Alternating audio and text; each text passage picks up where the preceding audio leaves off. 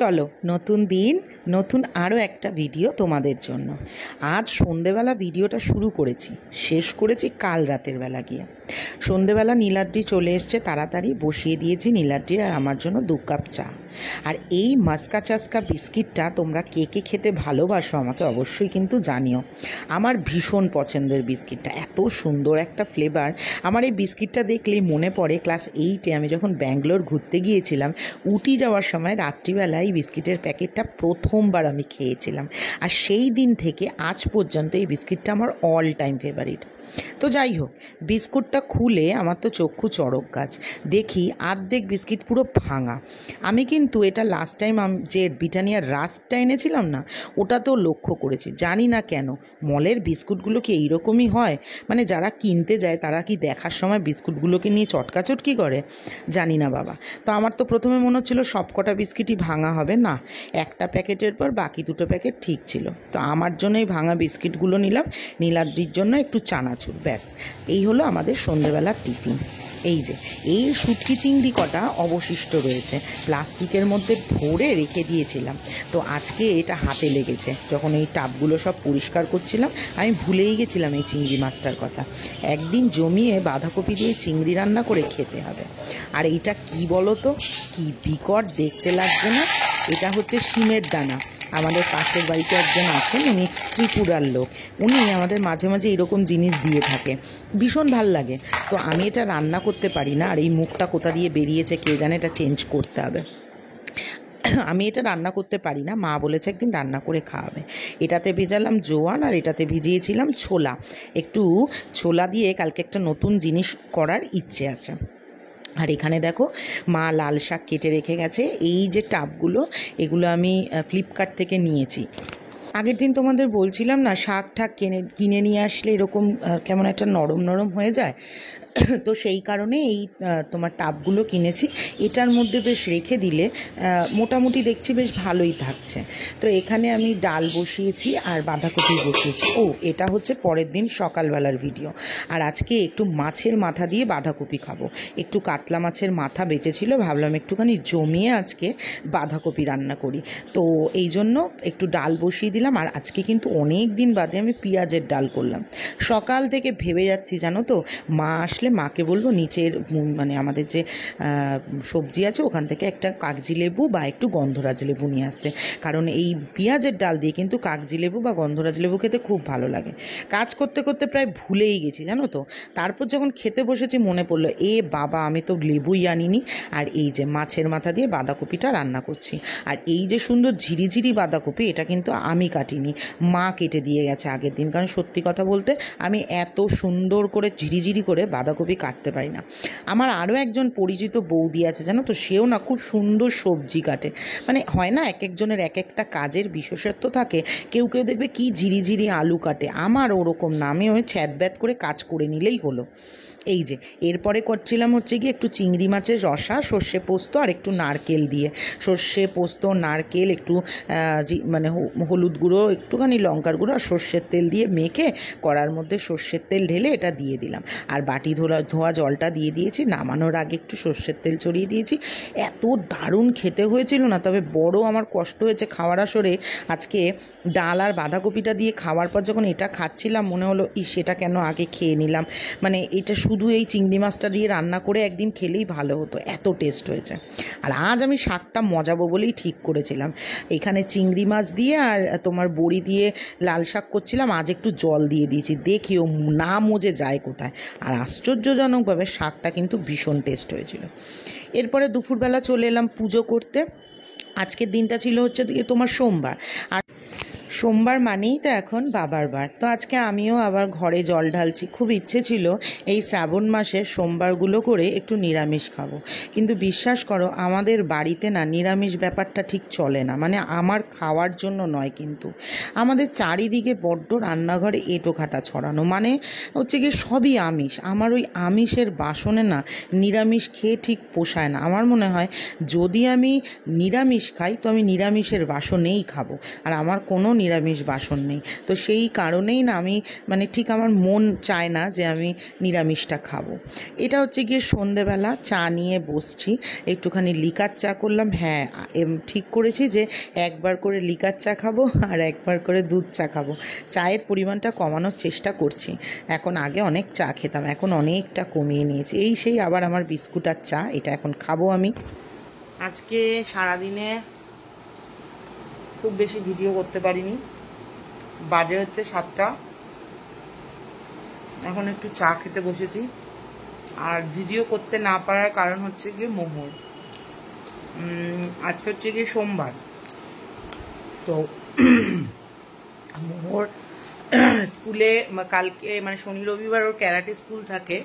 কালকে karate school থেকে এসে প্রচণ্ড গা হাত পা ব্যথা করছে, মানে বুঝতে পারছিলাম যে অ্যাক্টিভিটিটা প্রচুর হয়ে যাচ্ছে। সেই কারণে গা হাত পা ব্যথা শুয়ে পড়লো। রাত্রির থেকে ধুম জ্বর, 102 101 জ্বর। সারা রাত্রি ওই নিয়ে কাটালাম। সকালবেলা ঘুম থেকে উঠে 4:30টার সময় উঠে, পেটটা যেহেতু ওর এত গরম হয়ে গেছে, ওই মোটা জামা পরে যায় তো, আর অত পরিমাণে অ্যাক্টিভিটি হয়েছে, 2-3বার পাতলা পটি করেছে। আর জ্বর, পটিটা কোনো ব্যাপার না, প্রচণ্ড পরিমাণে গা হাত পা ব্যথা। মানে আমাদেরও যেই রকম হয় না যে আমরা যদি প্রথম কেউ এক্সারসাইজ শুরু করি বা অনেক দিন বাদে বাদে এক্সারসাইজ করি তাহলে গা হাত পা প্রচণ্ড ব্যথা হয়, ওরও হয়েছে তাই অবস্থা। মানে আজকে সারাদিন কিছুক্ষণ বাদে বাদে মানে পালা করে একবার আমি গা হাত পা টিপে দিচ্ছি, একবার মা গা হাত পা টিপে দিচ্ছে। সেই কারণে আজকে সারাদিনে সেরকমভাবে ভিডিওই করা হয়নি। তো ভাবলাম সন্ধ্যেবেলা তোমাদেরকে একটু আপডেট দিয়ে দিই। আর এখন নীলাদ্রি এলে যাবো ওকে নিয়ে ডাক্তার দেখাতে, দেখি ডাক্তার কি বলে। জানি ওই মানে ঠিকঠাক করে রেস্ট হচ্ছিল না, কারণ টানা স্কুল চলছে, পড়া চলছে, আর এটা একদম কনফার্ম ওর হবেই। মানে আমি ওর চোখ মুখ দেখলে বুঝতে পারি, যখনই ওর ঘুমটা ঠিকঠাক হয় না, ধর সকালবেলা স্কুলে যায়, 6:30টার সময় উঠে স্কুল থেকে আসে, এসে আন্টি পড়ায়, খাওয়া দাওয়া করে, শুতে শুতে 3টে 3:30 4টে বেজে যায়। মানে ও ইচ্ছে করেই জেগে থাকে, দুটোর মধ্যে সব হয়ে যায়, কিন্তু ঘুমায় না, শরীরটাও খারাপ হয়েছে। তো যেটা একবার তাও ডাক্তার দেখিয়ে নিয়ে ওষুধ দেওয়া শুরু করে দিয়েছি সকালবেলা থেকেই, তাও একবার চেক আপ করিয়ে নিলে নিজেদেরও মানসিক শান্তি হয়। তো চলো দেখি আজকে কি করব, নাকি আজকের ভিডিওটাই আবার কালকে কন্টিনিউ করব, দেখা যাক। চলো, আমি মোহর আর নীলাদ্রি বেরিয়ে গেছি ডাক্তারের কাছে। আর রাস্তাটা, ওহো দাঁড়াও তোমাদের দেখাচ্ছে, এমন কিছু সিরিয়াস প্রবলেম ছিল না, তাও ওই মনে হয় একটু খুঁতখুত করে। ডাক্তারের কাছে নিয়ে গেলেই মনে হয় যে বাচ্চা সুস্থ হয়ে যাবে, সেই কারণেই একটু ডাক্তারের কাছে নিয়ে যাওয়া। আমরা যাচ্ছিলাম হচ্ছে গিয়ে আগরপাড়ার ইন্দ্রাণী দত্তের কাছে। আর রাস্তাটা দেখেছো কি সুন্দর রাস্তা, মানে কোনো অসুস্থ মানুষ যদি এই রাস্তা থেকে যায় হসপিটাল পর্যন্ত যেতে যেতে তাকে আর খুঁজে পাওয়া যাবে না। এই রাস্তাটা মানে এত দুর্দশা, এই দিকের এই রাস্তাটা আর ওই বাস স্ট্যান্ড থেকে আমাদের বাড়ির পর্যন্ত আসার রাস্তাটা, এই রাস্তা দুটো আর এই জন্মে মনে হয় না ঠিক হবে। মানে এখান থেকে মেয়েকে দেখাতে নিয়ে যাওয়ার সময় আমার বুকে ব্যথা উঠে গেছিলো, এমন রাস্তার অবস্থা ছিল। কি আর করা যাবে। তো যাই হোক, ডাক্তার দেখানো হলো, জাস্ট ডাক্তার দেখিয়ে বেরিয়েছি আর দেখি মুষলধারে বৃষ্টি নেমেছে। আর আমার এই রাস্তায় দাঁড়িয়ে বৃষ্টি পড়লে না বড় বিরক্ত লাগে। আমার মনে হয় বাড়ির মধ্যে বসে থাকবো, ঘরের মধ্যে থাকবো, আর বাইরে ঝিরিঝিরি বৃষ্টি পড়বে বা জোরেও বৃষ্টি পড়তে পারে, ওটার একটা অন্যরকম মজা। বৃষ্টি দেখে আমার মাথায় এলো একটুখানি গোবিন্দভোগ চাল নিয়ে যাই, কাল একটু খিচুড়ি খাবো। আর মোহরকেও বলেছে যে তোমার কি বলে গোবিন্দভোগ চালের ভাত খেতে আজকে। আর আসার সময় এই লম্বু 3টে পেলাম, অনেক দিন বাদে দোকানে লম্বু দেখেছি, নিয়ে চলে এলাম, খেয়ে নেব আজকাল আর কি। আর এখানে এই যে গোবিন্দভোগ চালটা এই ডিব্বাটার মধ্যে ভরে রাখলাম। এখন তো অল্প একটু মোহরের জন্য গোবিন্দভোগ চাল বসাবো, 2টো আলু সিদ্ধ দিয়ে। আর কালকে মাকে বলবো একটু গোবিন্দভোগ চালের খিচুড়ি করতে, বেশ অনেক দিন থেকে খেতে ইচ্ছে করছে। তো চলে এলাম কাজকর্ম করতে। মোহরের ভাতটা বসানো হয়ে গেছিলো, মোহরের ভাত হয়ে গেছিলো। তারপরে ওই চায়ের বাসন কোসনগুলো টুকটুক করে মেজে নিলাম। আর তারপরে আমাদের ওই বাঁধাকপির তরকারিটা গরম বসিয়ে দিলাম। নীলাদ্রিকে বলেছিলাম যে, যখন নীলাদ্রি মেয়ের ওষুধ আনতে গেছিলো তখন বলেছিলাম নীলাদ্রিকে যে একটুখানি 4টে রুটি নিয়ে আসতে আমার আর নীলাদ্রির জন্য, কারণ আর ওই মানে রুটি আর করতে ইচ্ছে করছিল না, ভালোও লাগছিল না। আর পাশে দুধ গরম বসিয়ে দিয়েছি, এই যে নীলাদ্রিকে প্রেসক্রিপশান দিয়ে দিলাম। আর এই যে দেখো হয়ে গেছে আমার খাবার দাবার মোটামুটি গরম করা। এখানে আছে বাঁধাকপির তরকারি, আর মোহর তো এতটা ভাত খাবে না, একটু ভাত থাকলে আমি একটু খেয়ে নেব। খাবো। অনেক দিন খাই না গোবিন্দভোগ চালের ভাত, আর আমার ইচ্ছাও করে না খেতে। মানে ওই বাবা চলে যাওয়া, মানে শ্বশুর চলে যাওয়ার পরে এতগুলো দিন খেয়েছিলাম না গোবিন্দভোগ চালের ভাত, আমার না গোবিন্দভোগ চালের গন্ধটা শুকলেই এখন যেন কেমন একটা অস্বস্তি লাগে। তো তারপরে এই যে কাজকর্ম হয়ে গেল, ঘর দুয়ার সমস্ত একটুখানি পরিষ্কার করে নিলাম, যেহেতু সন্ধেবেলা গেছিলাম আর হয়নি করা। বিছানা টিছানা পরিষ্কার করে ঘর দুয়ারটা একবার ঝাড় ঠাট দিয়ে নিলাম। তারপরে চলে এলাম একটুখানি নিজের রূপচর্চা করতে মানে ওই বাইরে থেকে এসেছিলাম তো একটুখানি মুখটা একটুখানি ধুয়ে নিলাম, আর এখানে ক্যামেরা অন করে আমি চলে গেছিলাম মুখ ধুতে। তারপরে একদম মুখ লেপিয়ে একদম মুখের মধ্যে ক্রিম লাগিয়ে দিলাম। এই তো 10টা বাজে, আমার কাজ কমপ্লিট। এবার এসি চালালাম, এবার তোমাদের সঙ্গে একটু বকবক করবো। তো ফাইনালি দেখো আমি মুখে ক্রিম মাপার মতো ক্রিম মেখেছি। আমি এরকম করেই মাখি, একটু বেশি করে মাখি। তো ফাইনালি আমি সমস্ত কাজকর্ম করে একটুখানি বসলাম, আর মোহরকে এখন খাওয়াবো। 10টা 15 আমাদের ঘড়িতে, কিন্তু বাজে হচ্ছে গিয়ে 10টা বাজতে 10। আমাদের ঘড়ি 25 মিনিট ফাস্ট করে রাখা। তো নীলাদ্রি গেছে ওষুধপত্র আনতে, সেই সময় যেহেতু বৃষ্টি হচ্ছিল চলে এসছি। ওষুধপত্র আনতে গেছে, মোহরকে ওষুধ খাওয়াবো, তারপর খাবো। দেখো মুখটার অবস্থা, এই যেখানে আবার গোটা বেরিয়েছে, ওই জন্য একটু লেপে লাগিয়েছি। চলো মোহরকে একবার দেখ। এই যে মোহর রানী, কি হয়েছে তোমার বলে দাও একটু সবাইকে। আমার শরীর খারাপ হয়েছে কেন? তোমার শরীরে কি সমস্যা? ওর এই যে চোখের তলার এই ডার্ক সার্কেলটা যে কেন, মানে কি বলবো। আমি আইসক্রিম খেয়েছিস বলে তোর জ্বর এসছে, নাকি তুই কালকে তোর খুব পরিশ্রম হয়েছে বলে? কালকে পরিশ্রম হয়েছে, আচ্ছা ভালো। আচ্ছা মোহর এখন আমরা তোকে একটুখানি একটু করে সবকিছুই শিখাই। তো ও 3টে নতুন জিনিস শিখেছে, সেই কারণে আচ্ছা দাঁড়া, ও 3টে নতুন জিনিস শিখেছে, তাই ওর ইচ্ছে খুব ও তোমাদের সামনে বলবে। তাহলে দাঁড়াও বাবা, দাঁড়া, এত ব্যস্ত দেখাও। আমাদের চাঁদনি। আচ্ছা এবার তুমি বলো তো, আচ্ছা তুমি যদি কৃষ্ণ ঠাকুরকে পুজো করো, কৃষ্ণ ঠাকুরকে নম করো, তাহলে তুমি কিভাবে কৃষ্ণ ঠাকুরকে নম করবে বলো? বলো নম করবে, মানে মন্ত্রটা বলো কৃষ্ণ ঠাকুরকে নম করার। কৃষ্ণ করুণা সিন্ধু দীনবন্ধু জগৎপতে গোপেশ গোপিকা কান্দ রাধা কান্দ নমস্তে কালী। এটা হচ্ছে কালী ঠাকুরকে নম করা মন্ত্র, বলো। কালী কালী মা কালী, কালীকে পরমেশ্বরী সর্বানন্দে করে দেবী রায়ায়ণে নমস্তে। আচ্ছা তুমি যদি এবার তোমার গুরু প্রণাম করবে কি করে? গুরু প্রণাম করবে কি করে বলো? গুরু ব্রহ্মা, গুরু বিষ্ণু, গুরুদেব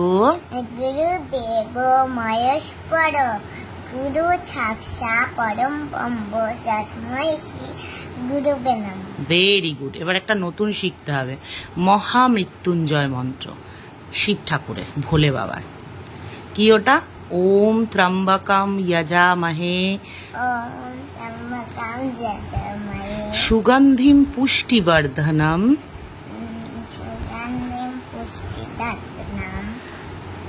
তারপরে আমি নিজে ভুলে গেছি। ওম ত্র্যম্বকম যজামহে সুগন্ধিম পুষ্টিবর্ধনম উর্বার কুমিব বন্ধনাৎ, কুমিব বন্ধনাৎ মৃত্যু মুক্ষি মামৃতাৎ। তারপর বলো কালহারা, কষ্টহারা, দারিদ্র্যহারা, রোগহারা, হর হর মহাদেব। ভেরি গুড, এটা শিখতে হবে। মোহরের ওষুধ নিয়ে চলে এসেছি, তোমরা আশীর্বাদ করো মোহরকে, যেন মোহরের যে শিক্ষা সংস্কৃতি, মোহরের যে দীক্ষা, সেটা যেন আমি ওর মধ্যে পুরোপুরিভাবে দিতে পারি। আর এখানে রাত্রিবেলা আমি অনেকটা বাঁধাকপি নিয়েছি, বাঁধাকপিটা এত ভালো হয়েছে। আর একটুখানি ভাত, আমি রুটিটা না ধরিনি, আমি এই আলুটা তুলে দিলাম, এইটুখানি ভাত আর অনেকটা বাঁধাকপি নিয়ে একটুখানি জমিয়ে খেয়েছি, এত ভালো হয়েছিল। ভিডিও করার সময় না বাঁধাকপি, মাছের মাথা দিয়ে, মাছের মাথার ডাল, কাটার চচ্চড়িগুলো খাওয়া যায় না, বেশ একটু রসিয়ে কষিয়ে টিভি দেখতে দেখতে এই জিনিসগুলো খাওয়ার কিন্তু মজাটাই আলাদা। তো হয়ে গেল 1.5 দিনের ভিডিও তোমাদের সাথে শেয়ার করলাম। কেমন লাগলো ভিডিওটা অবশ্যই কমেন্ট করে জানিও। আজকের মতো টাটা।